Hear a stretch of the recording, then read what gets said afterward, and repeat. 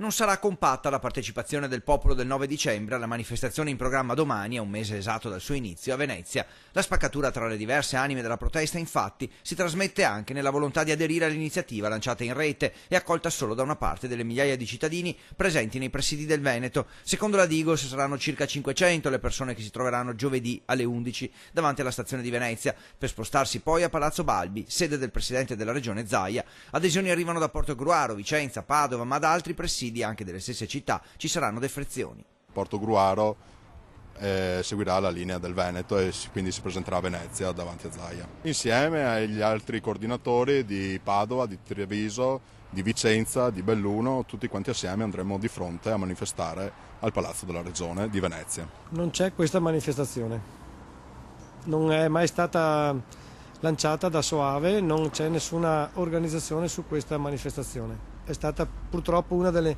1000 voci di Facebook e questo è un problema della comunicazione di questi giorni, di questo mese. Intanto tra le pieghe della protesta nasce anche il movimento 9 dicembre libero, a indicare nel nome la volontà di rimanere lontani dalla politica, una decisione che ovviamente porta a una frattura nel popolo della protesta. Praticamente è una divisione che è successa in tutta Italia di questa manifestazione.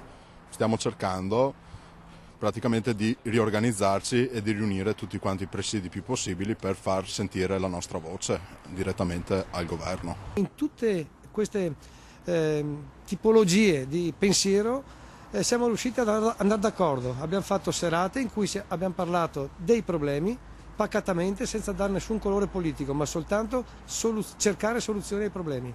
Intanto a Vicenza oggi c'è stato un incontro tra i rappresentanti del Movimento 9 dicembre e il sindaco Achille Variati, che ha raccolto la richiesta di avere uno spazio comunale per manifestare, facendo così però anche crescere il timore che la protesta diventi politica.